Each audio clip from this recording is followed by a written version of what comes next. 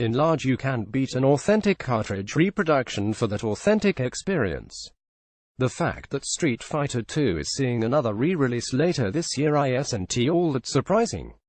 Since its arcade and 16-bit heyday, the classic fighting game has appeared in some form or another on the PlayStation, PS2, PS3, PSP, Saturn, Xbox, Xbox 360, iOS, and feature phones. After all, what was surprising is that this latest re-release of the fighting game would come on an actual, playable Super NES cartridge. Creative production company IM8-Bit will start shipping a limited run of 5,500 Street Fighter II 30th Anniversary Edition cartridges, in opaque Ru headband-ready translucent glow-in-the-dark blank or green, starting in November. Pre-orders have already sold out for the $100 package, which includes a retro-styled box, premium instruction booklet, and retro pack and surprises. Re-releasing old games on new hardware has long been common, of course, and there's also been a growing niche industry of specialists releasing playable cartridge versions of homebrew titles, rare prototypes, and ROM hacks on a variety of classic consoles. But this is the first time we can recall a cartridge-based game getting an officially licensed re-release in its original format, on its original platform, decades after its original launch. Grab your original hardware, an old standard-definition tube TV, and bask in the nostalgia. The magic of the cartridge, it's because we're old enough now. That's what IM8-Bit's John Gibson told us about why we're seeing original cartridges make a vinyl-style comeback. Cartridges were something we idolized as kids. They were tangible, bulky, beautiful things that were worshipped. It was an emotional moment to get a new cartridge because they certainly weren't cheap. Gibson recalls paying $70 in single-dollar bills gathered from birthdays and allowance money to get a copy of Bad Dudes for the NES from Toys R Us. That's even more impressive when you adjust for inflation. Bad Dudes wasn't a great game, but I cherished it because of the experience obtaining it, reading about it in magazines, deciding that was the one I was going to get. There is magic in inserting a game into the console, choosing the particular game to play, Gibson continued. It's a procedure, and now that we're all grown up, the memories of that process are strong.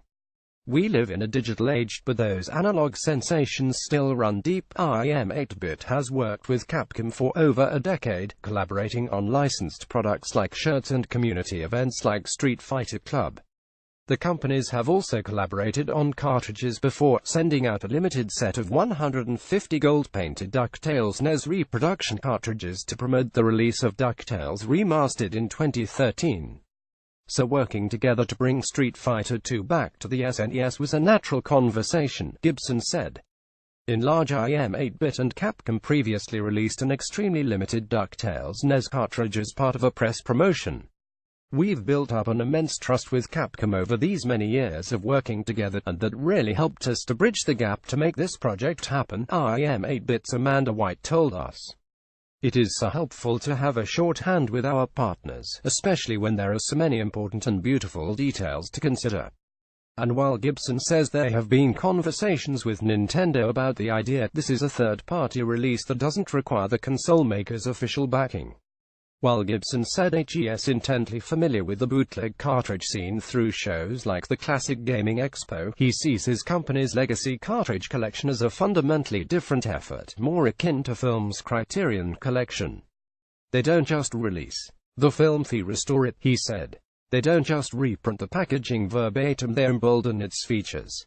We've read some comments from folks thinking that all we're doing is releasing a red cartridge and calling it a day, but come on, that's not the IM8-Bit way. Like, we don't have plenty of surprises in store for the lucky people who landed a copy of this, though $100 might seem steep for a new version of an SNES cartridge that can still be purchased second-hand for about $10. Gibson said that's not a fair comparison for a premium package like this. That package includes a shelf-worthy box with additional art on an expandable trifold, an instruction booklet with restored visuals printed on heavyweight paper for a sturdier page turn, Gibson says, and a few surprises Gibson wasn't ready to announce yet. It's a painstaking process, but well worth it to preserve and hopefully add to the legacy of what is one of the most enduring games ever made, he said.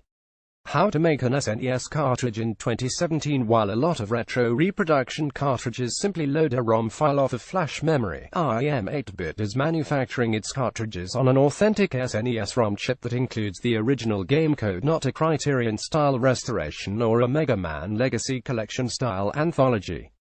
Unfortunately, Gibson says, the large 16 megabit, 5-volt memory chips which the original Street Fighter II cartridge uses are no longer readily available in today's market.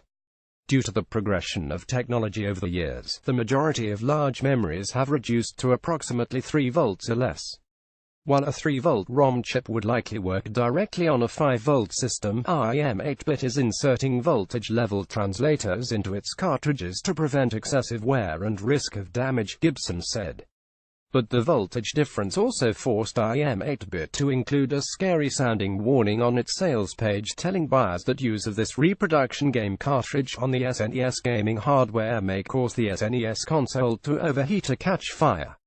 Anytime there is even an inkling of risk out in the ether, lawyers tend to swoop in with language designed to protect consumers and product producers alike, White told Ars Technica. This is one of those cases where the idea that we'd be producing a cartridge designed to plug into a vintage console whose operational status is unknown to us started to make our lawyers twitch.